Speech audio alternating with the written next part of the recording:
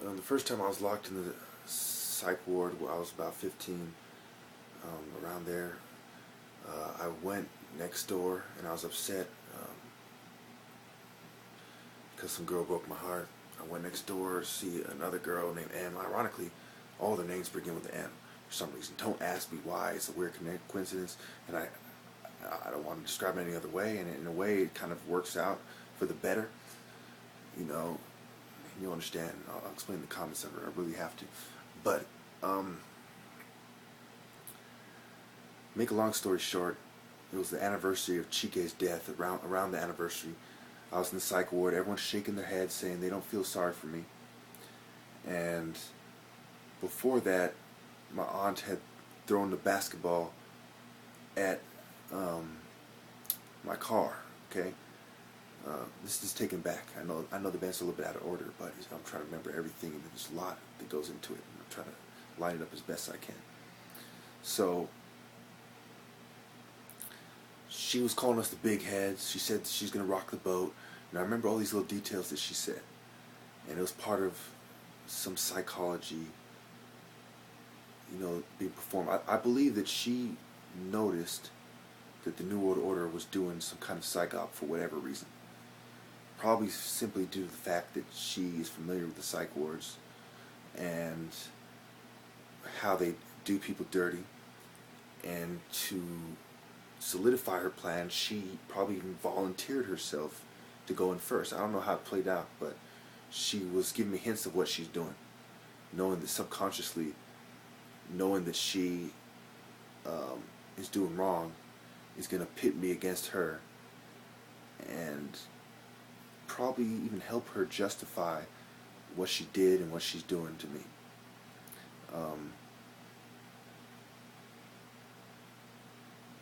But really, I see her as I've always seen her as a wicked lady, I've always seen her that way.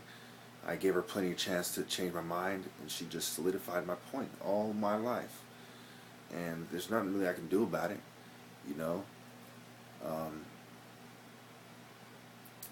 to try to cover everything that they might use against me.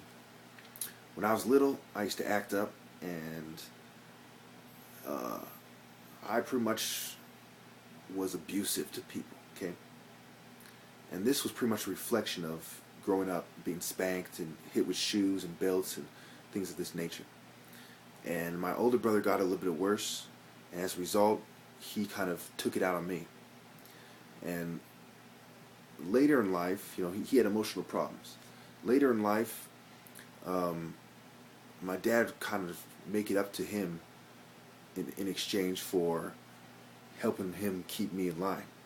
It was never nothing to do with a mental disorder, but more behavior. And even the guy at Stanford, whatever building we're in, told me that. And there was a swastika in the elevator. So he knew what the Nazis were trying to do.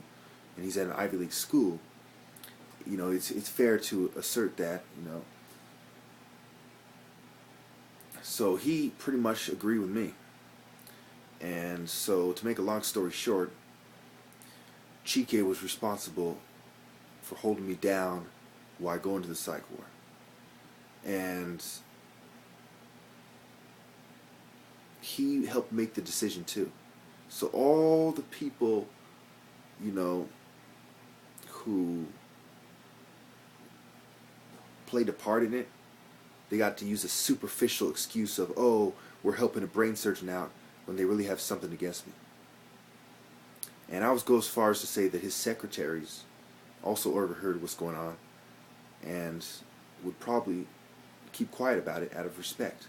There's a lot of people that know what's going on, that out of one interest or another, be it job security, respect for a black brain surgeon, which is the very few of them, most of them is just acting like they respect the people they don't respect so they can get at the people they don't like. That goes. But there's a lot of political, socio-political forces at play here, and there's just a bunch of scum, And bottom line is they've tried to make it so that, I'd have to weigh making everybody in my family look bad versus me in order to help cover up the conspiracy. That's the end result. And they misjudge me. because I put God over everything. That's the difference between me and them. They put their own intellect over everything, and when they make decisions, they decide using their own intellect. And that has led them astray their whole life, that allowed the white man to take advantage of them, because your ego is part of your intellect. But in God, there is no ego, just truth. Thank you.